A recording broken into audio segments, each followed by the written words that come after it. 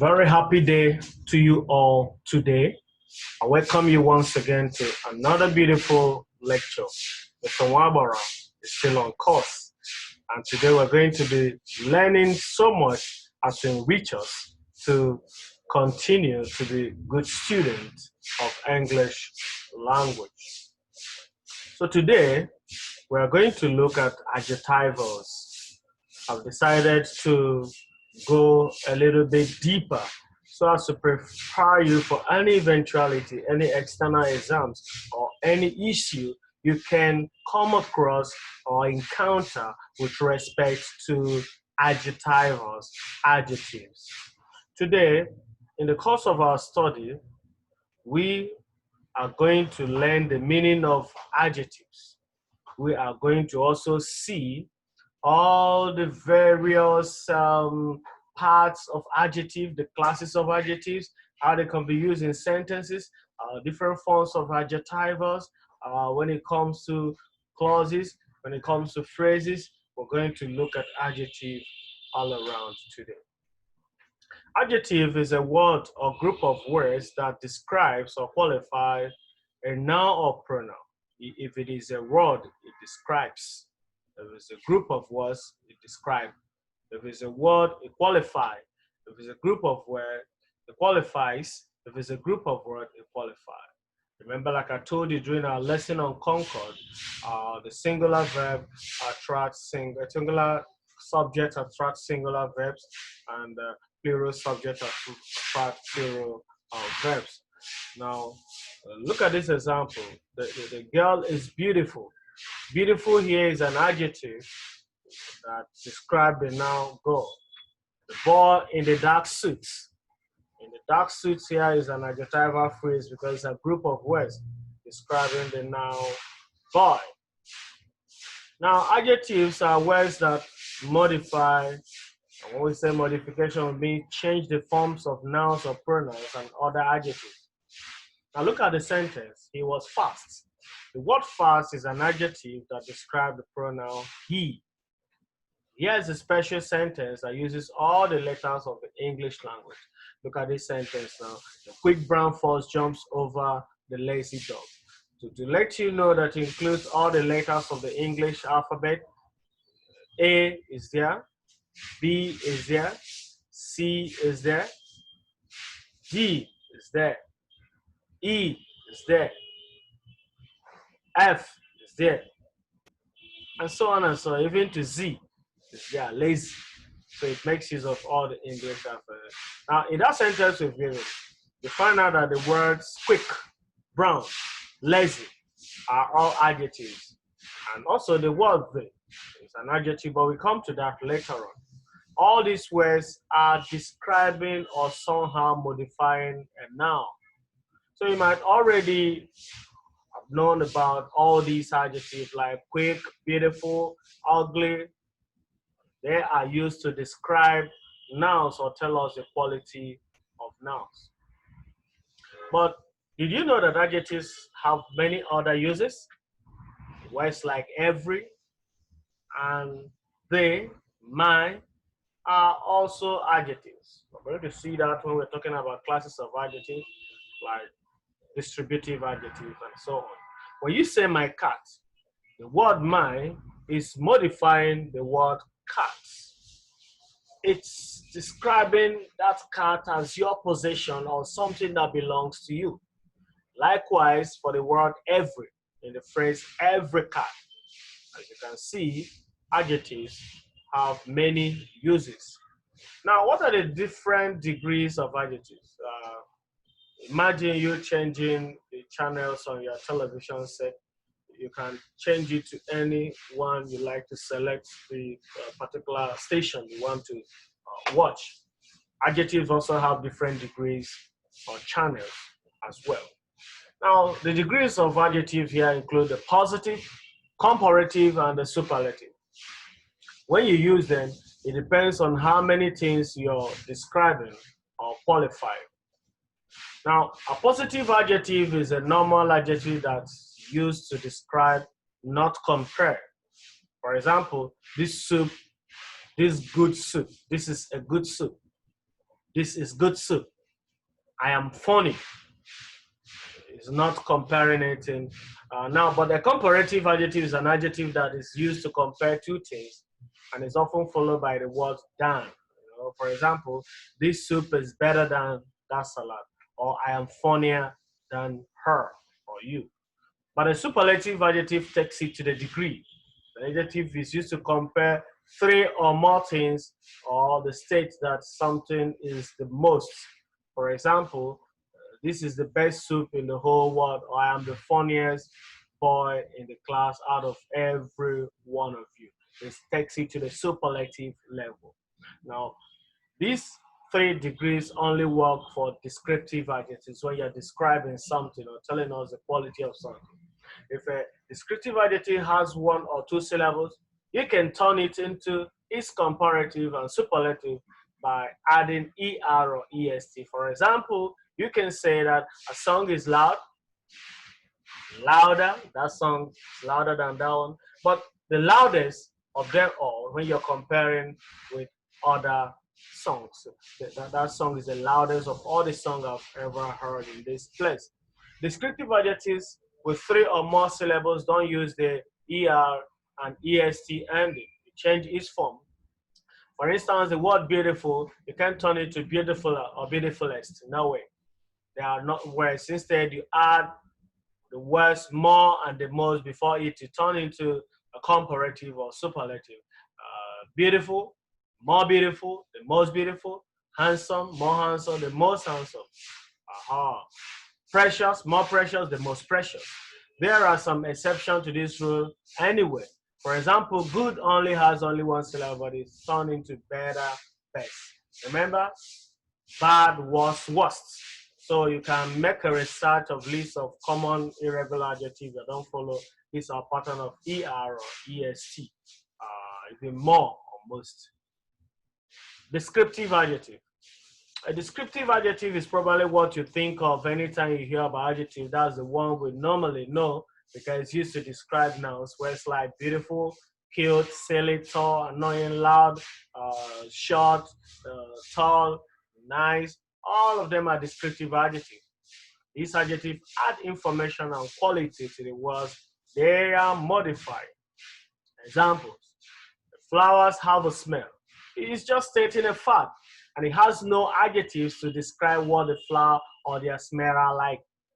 Now, the beautiful flowers have a nice smell. Give us a lot more information with two descriptive adjectives.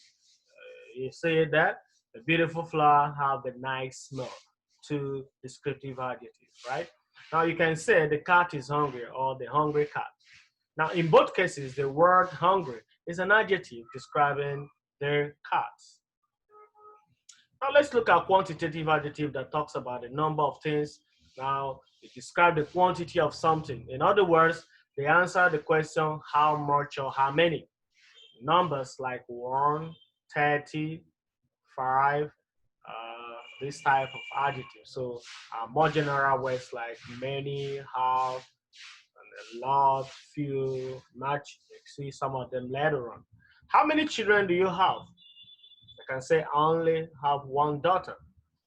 See, one daughter. Do you plan on having more kids? Oh yes, I want many children.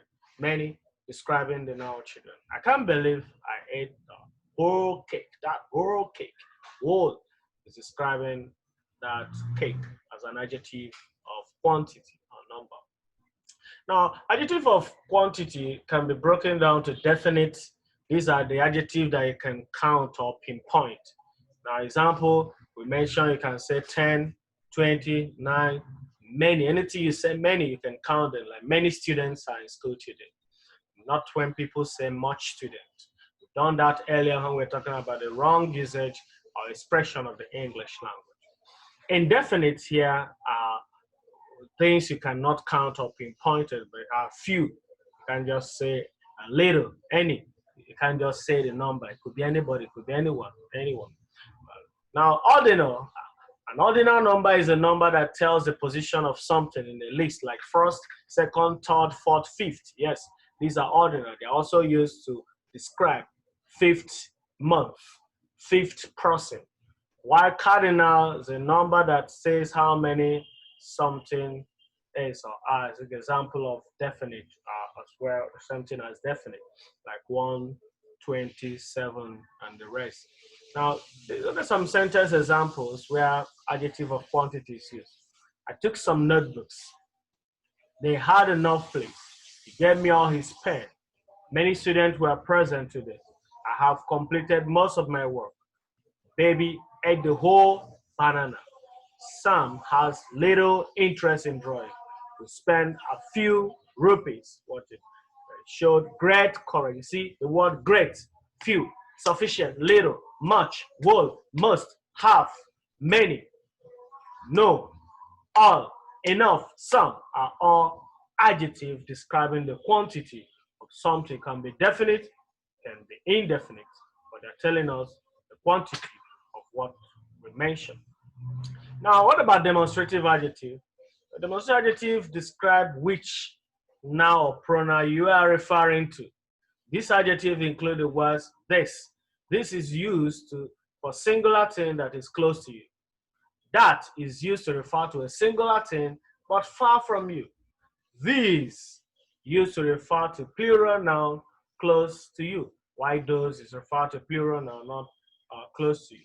Now, the demonstrative adjective always come before the word they are modifying. Sometimes, like when you are responding to a question, you can leave off the noun being described and only use the adjective. For example, if I want to ask you how many cakes you want to buy, you can respond, I want to buy 2 cakes. Or you can just say, I want to buy 2. For instance, which bicycle is yours? This bicycle is mine. And that one used to be mine until I sold it. It all depends on what you are saying. Now, when we talk about possessive adjectives, possessive shows the possession to whom something belongs to. Some of the most common possessive adjectives include mine, which belongs to me, his, belonging to him, her, belonging to her, their, belonging to them, your, belonging to you, our, belonging to us.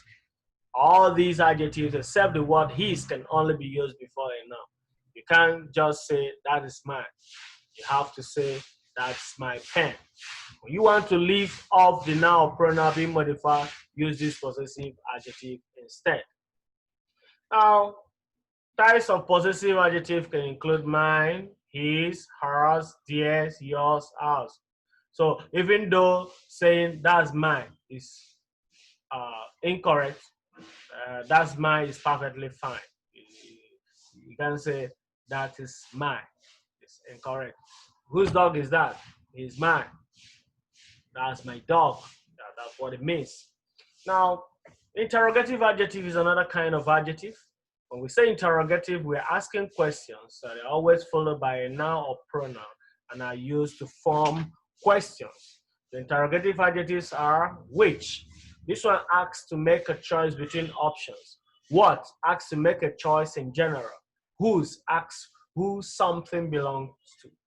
Other words like who or how aren't adjectives since they don't modify nouns. Please note, who and how are not adjective because they don't modify nouns. For example, you can say whose coat is this, but you can't say who coat is that. Yes, for some of us have an issue with whose and who. Now, which, what, and whose are only considered adjectives. They are immediately followed by a noun. The word which is an adjective in this sentence. Which color is your favorite? But not in this one. Which is your favorite color? See? So the words which, what, and who are only considered adjectives when they're immediately followed by a noun. Now, which song will you play on your wedding day? What pet do you want to get? Whose child is this? That is when they can be called adjectives. What about distributive adjectives? They describe specific numbers out of a group. These are adjectives used to single out one or more individuals to pinpoint items in a group. Some of the most common distributive adjectives include each. Each means every single one of a group. We used to speak about group members individually. Every single one of a group used to make generalization, either one between a choice of two, either this or that. Neither, also not one or the other between a choice, no one is needed. Any or one or something out of many number of choices. This also used when the choice is irrelevant, like it doesn't matter, I'll take any of them. These adjectives are always followed by the noun or pronoun they are modified. Every rose has its thorn. Which of these two songs do you like? I don't like either song. See, either song. Now, another type of adjective is article. There are only three articles in the English language: a, an, and they. Of course, other modifiers can also serve as article. English language, to use correctly of all these, many don't have them or don't use them. So let me come again, that there are only three articles in the English language, which are a, an, and they.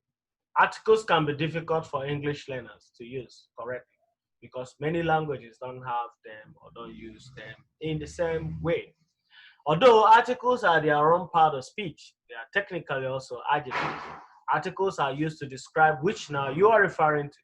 Maybe thinking of them as adjective will help you learn which one to use. A singular general item. And a singular general item, use this before words that start with vowels.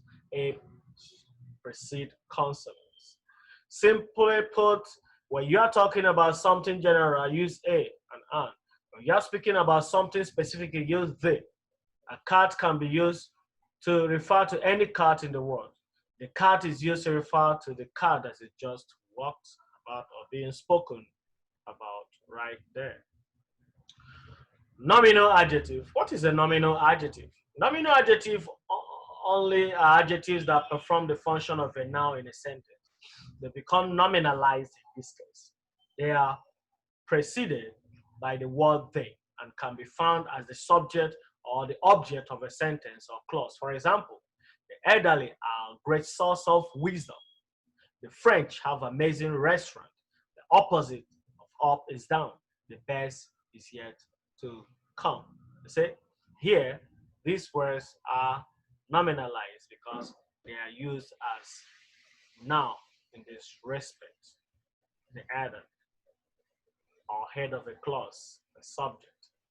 In the examples we've given, the nominal adjective do not modify any other noun. They are acting as nouns themselves. Specifically, they are performing the function of the subject of that sentence.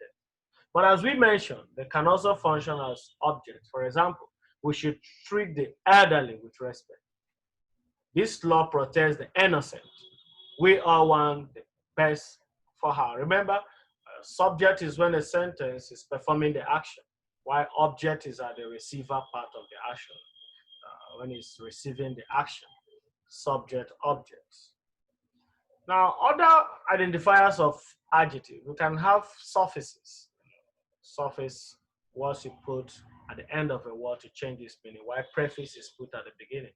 OUS, we have precious, conscious, delicious, sumptuous, nauseous, obnoxious. Any OUS word is an adjective. ABLE words are adjective: able, collectible, sellable, lovable, all of them. IBLE words are adjective: edible, sensible, negligible. Look out for all of them. List of some of them. IVE words are adjective: sensitive, primitive, selective, applausive. FUL word: playful, beautiful, joyful, careful. So you can look out for more examples of all these suffixes that make up adjective. Now listen. When we come to adjectival clause or adjectival phrase, it's a different ballgame entirely because they deal basically on grammatical names and functions. Adjectival clause is also called relative clause. Adjectives usually answer the question which. Give me the pen. I will ask which pen. Give me the black pen. Give me the pen that is on the floor. You see? Pen. You see? Give me the black pen. The black adjective. Adjective is black there. That is on the table is adjectival clause. I'm going to learn a lot about using relative relatives, that, which, who, to precede, to come after when nouns are coming before them. become adjectivals. We'll see more about it. Adjectival phrase or clause does the work of an adjective because it qualifies a noun or pronoun in this respect. Now, adjectival clauses are usually introduced or joined to the main clause by relative pronouns or pointers, such as who, which, that, whose, or whom. Adjectival phrases, on the other hand, are usually not introduced by relative pronouns or these pointers. Most times, the noun or pronoun with the adjectival clause qualifies comes immediately before that clause, that is the underlying part of that clause. In adjectival phrase, the noun or pronoun being qualified most times, not all the time, found after the underlying part. Example, I saw the boy that was slapped yesterday. Is an adjectival clause. Note, the noun boy is being qualified and it comes immediately before the adjectival clause. The boy before that, which is a relative pronoun, a pointer of adjectival. The fact that the underlying part is introduced by a relative pronoun is not a conclusive proof that it's an adjectival clause. This is because these relative pronouns or pointer can also introduce adverbial clauses and noun clauses. You need to know that. I'll show you with an example when they're introduced with aforementioned pointers. Now, number one, whose can be used to introduce an adjectival clause and a noun clause. However, if the last word whose is a noun, the last word before whose is a noun, it is an adjectival clause. But if the last word before whose is a verb, it's a noun clause. Listen carefully. When whose is used to introduce the that, which, a sentence, a noun, you look at it very well. If the last word before that whose is a noun, it's an adjectival clause. But if the last word before whose is a verb, it is a noun clause. Look at this sentence. I stood up and moved toward the principal, whose outstretched hand held a fat book. The last word before whose is principal, which is a noun, and therefore is an adjectival clause, whose outstretched hand held a fat book. Remember to note whether it's a clause, there must be a verb in it, because we have held is a verb, makes it a clause. Of course, it relates to any other grammatical names and function. When there's a verb underlined, it makes that in clause and not phrase. Whether it's adverbial, whether it's a noun, whether it's adjective. Do we set an examination for them to decide whose cake is the best? Say whose. What is coming before whose is decide, which is a verb. Of course, whose cake is this is a clause because is primary auxiliary verb. Look at that. Held is a main verb, or principal verb, or lexical verb. So if you're able to know with my discussion with you about verbs, you should be able to know classes of verb and how they can turn something that would have been a phrase to clause and something that would have been a clause to phrase. Whose cake is the best is primary auxiliary verb. It makes that a clause. Because it's not followed by a noun but by a verb, it's not coming before whose, we're taking it as a noun clause. If it was a verb that was there, it would have been an adjective. And it would be doing the work of describing that noun that is coming before it. Go back to the passage where you have an exam, something like this. Use a pencil to draw an arrow back from the relative pronoun. That relative pronoun, like who's, that. Most times it will meet or hit a noun or a pronoun. Then read the underlying part with that noun or pronoun. Skip the relative pronoun. If that underlying part makes sense when read with the pronoun or noun or pronoun, it is an adjectival clause. This is because most times the noun it is describing or qualifying may not come before that relative pronoun. Please note that. That is why you should make sure whether it's not the one it is describing. Look at the sentence. He directed a burning look at the poor boy who had no answer to this new battle. Now, when the noun boy is read with the underlying part, the sentence will read, the poor boy had no answer to this new battle. Do not pick or take any noun or pronoun from the part underlined. Before we come to that, see that this one matches. So we can say that this who had no answer is a relative clause or adjectival clause describing the noun boy. Of course, it's a clause because there's a verb had, a anomalous verb there. Yeah, if you read it See, it's read, the poor boy had no answer to this new, but it makes sense. Now, do not pick or take any noun or pronoun from the part underlined as the noun or pronoun being qualified. Now, the same thing goes for adverbials. When you have chosen, you see a sentence turning a particular expression to adverbial clause, because it's a verb. You don't pick it as the one that it is modifying, because adverb modifies verb. You look for the ones in front of it. We'll talk more about this later. The noun or pronoun is usually in the passage. To get it, you are required to have recourse to go back to the passage and dig it out. Do not present your answers in a long sentence. I'll give you an example of this later. Example, you don't say the grammatical name given to the expression is adjectival clause, or it is function as it is used in the sentences that it qualifies the noun boy. No, you said adjectival clause. It qualifies the noun boy. Remember to put the noun pronoun being qualified in inverted comma. The same goes for when you talk about verbials. It qualifies the noun in bracket boy in inverted commas. You can use single, you can use double inverted commas. Look at this sentence. On leaving school, he has access to the Social Security Service, which ensures some financial support. Adjectival clause. It qualifies the noun Social Security Service. See? The woman, shocked to the marrow with fear, shouted for help. Adjectival phrase. The woman, shocked to the marrow. Shocked to the marrow. We were supposed to a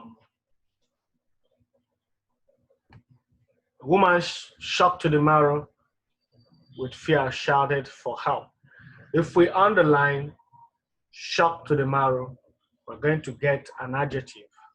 Adjective in this case now is with past tense mark as shocked, booked, rocked, any ed words. If you underline it, it's adjectival phrase, shocked to the marrow, because there's no verb in it and it's describing the noun woman.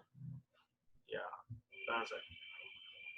The learner from an academically rich background whose parents are highly learned and financially stable. Look at this sentence. It's an adjectival clause and it qualifies the noun learner, not background. Because if we read it, we can say background, parents are highly learned and financially stable. No, learner, parents, or learner whose parents are highly learned and financially stable. You can't say background whose parents, it doesn't make sense. So that's why we say you should draw an arrow to see any noun it hits and look for the one that matches it to give you the answer you're looking for. It's an adjectival clause and it qualifies the noun learner, not background.